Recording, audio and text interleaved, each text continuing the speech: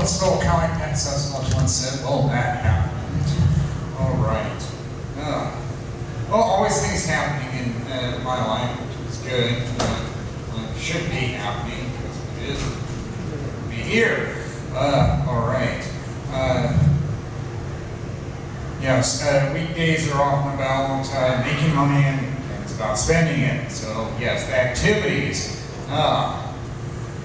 Yes, Saturday included things like going to see an outdoors movie, and people were asking me what I thought of it. And of course, it's called Inconvenient Sequel, and it reminded me how I saw Inconvenient Truth, but it had been a while, so it's kind of hard to compare sequels, especially when it's been 10 years. But I saw it, and I'm the type that sees documentaries, and I'm thankful that I didn't have to go to Lagoon in uptown Minneapolis to see it. It was playing in Eagan, so I got to use my loyalty card, and the parking is way better in Eagan because it's free. Yes, it tends to happen in the suburbs, so there we go. I saw it, and if you like those types of movies, then go see it as well. All right. I also went to a Comedy Friends CD recording, and it was kind of odd. He pulled me aside and he said, I love you, but please tone it down on your laughing because it's a CD recording. And I wasn't sure what he meant at first on how to do that. But I did figure out a way on doing that. I guess it was evident in an article that was written about me, which of course the title included the laugh of and then my name. Yes. So it's like, all right, all I could think of doing was, they talk about mouth breathers. So it's like, all right, there's open mouth laughing, closed mouth laughing. So for a CD recording, I did, and I figured what he was talking about was don't do the, and he was fine with it. So yay, everything is fine in that area. Yes, that happened. I like CD recordings. Who doesn't?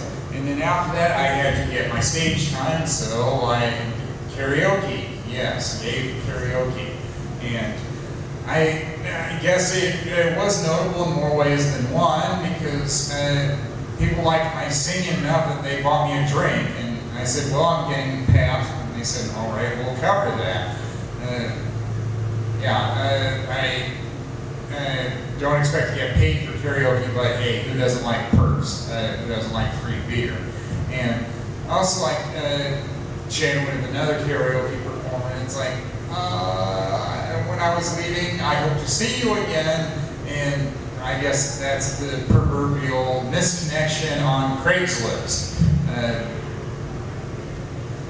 That's all I can say about that one. It did make me think of one song I've done at karaoke, and I guess to be continued on that one.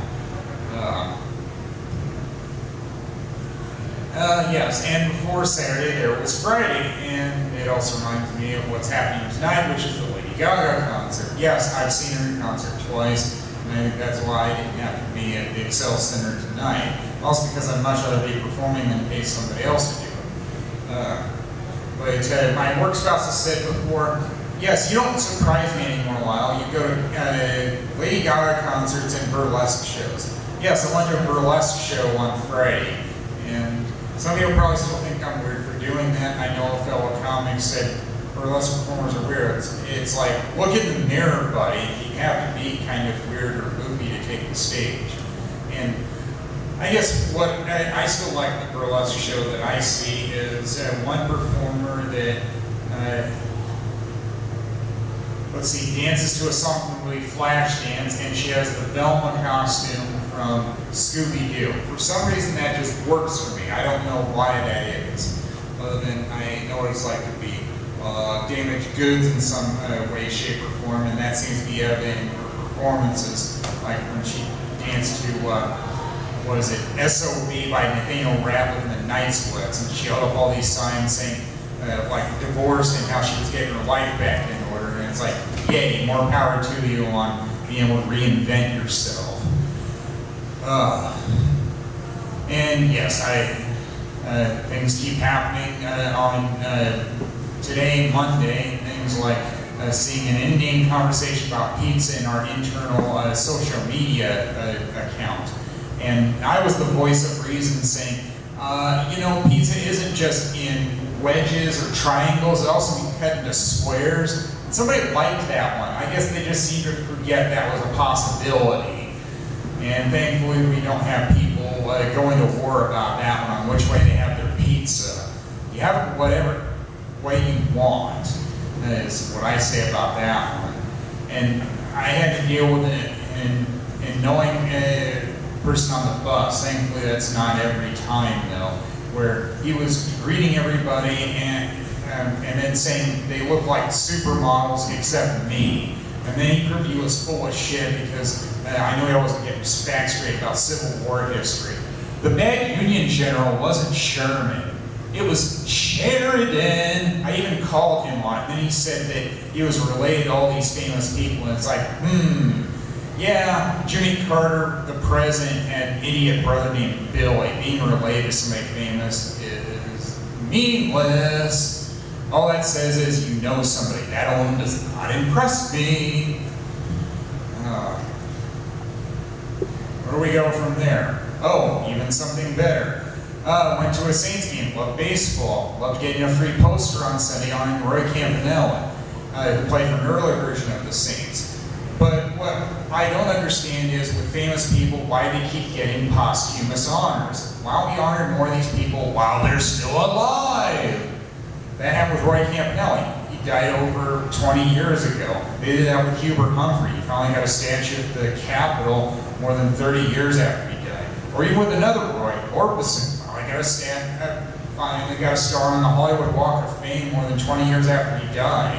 It's like, yeah, that just doesn't make sense. I know it's a case of, yeah, that's all they're going to do, but why not try earlier? That still boggles the mind how it keeps happening. Well, I guess that'll do it for me. Thank you, you've been great.